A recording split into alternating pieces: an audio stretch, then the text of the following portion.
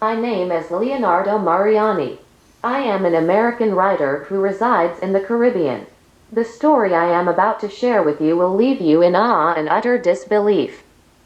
This Is My Story is the name of the book that will be published soon. It deals with the story of an injured worker who suffered an accident at his place of work.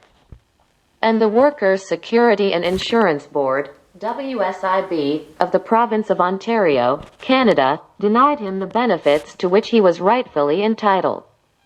After losing everything and without being able to speak, write or read the English language, he decided to fight back against one of the biggest insurance boards of the province of Ontario, Canada. They told him he was perturbed. However, with perseverance and determination, he not only defeated the WSIB, he also brought them to shame, demonstrating to them that sometimes a university degree is not worth the paper on which it is printed. In the summer of 2018, at a party that took place in California, I met quite a peculiar Canadian man. While we spoke as we enjoyed a warm evening, I noticed he only drank water. I commented it was strange to see someone drinking only water at a party. He smiled and said, "I have been doing this for years as I take a lot of pain medication, and my doctor says it's not good to mix pain medication with alcohol."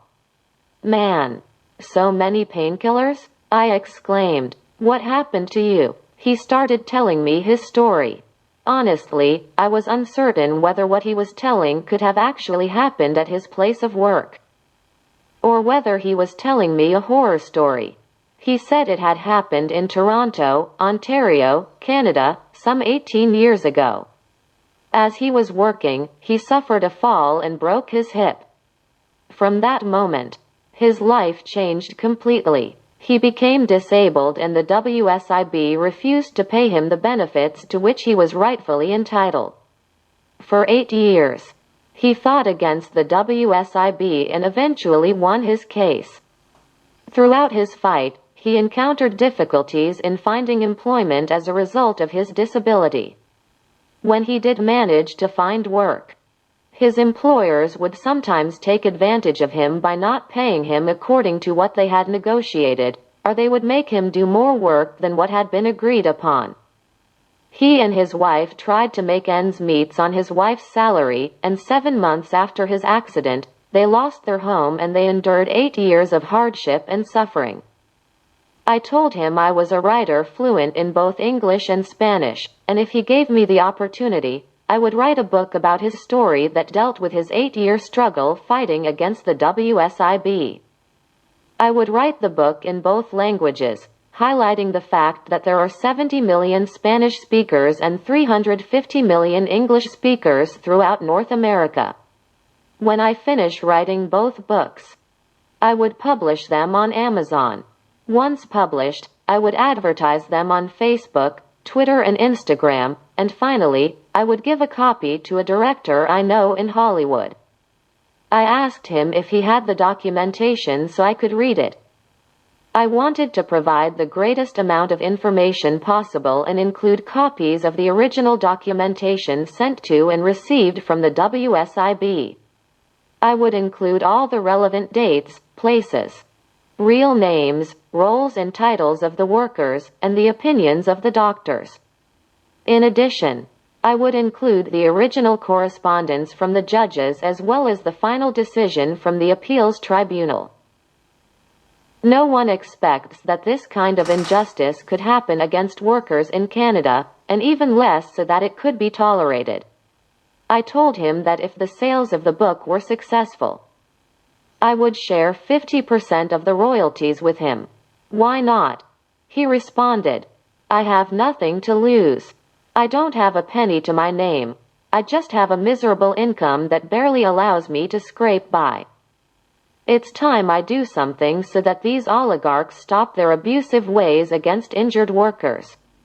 His wish is that his story is read throughout the world and that this may be the beginning of the change the WSIB so woefully needs. Maybe I stand a chance of earning a little bit of extra money that I would otherwise be unable to earn because of what happened to me and what they put me through, he said. He mentioned he had around 10,000 pages of evidence demonstrating their abuse against him. After 7 years of struggle, a judge finally awarded him all the benefits to which he was rightfully entitled. Shortly thereafter, the WSIB appealed that judge's decision, and a dishonest judge who had already been named to a position for the WSIB overturned the first judge's decision. He told me that appealing a decision is against the law.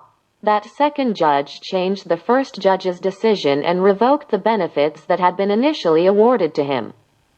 They called him a liar and a fraudster.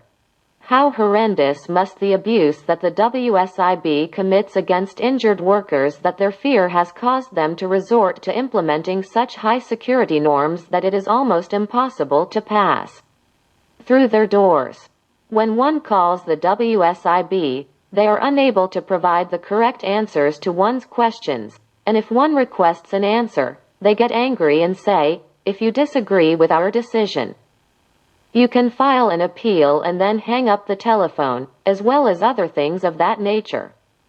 To this day, they continue denying him the benefits that he was legally awarded. And if some of them are granted, it takes months for him to receive them. There was a moment of silence. I gave him my business card, and we said goodbye. A few weeks later, I received a parcel from him. It weighed about 12 pounds and had a height of approximately 20 inches, a length of 12 inches and a width of 9 inches. Inside this box was all the original documentation that had been sent to and received from the WSIB.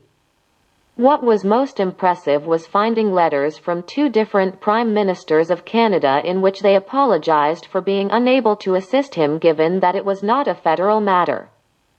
Premiers and other politicians also apologized to him for not being able to help. The radio and television stations did not do anything to assist him with his plight. It is said that the WSIB yields a great deal of power in the province of Ontario, Canada, and that no one is capable of doing anything against them. It turns out that they were, however, gravely mistaken, as a simple man with integrity and resolve was capable of successfully defeating them. If you are interested in an e-book of this story, you may request a copy by writing to Mariani at journalist.com.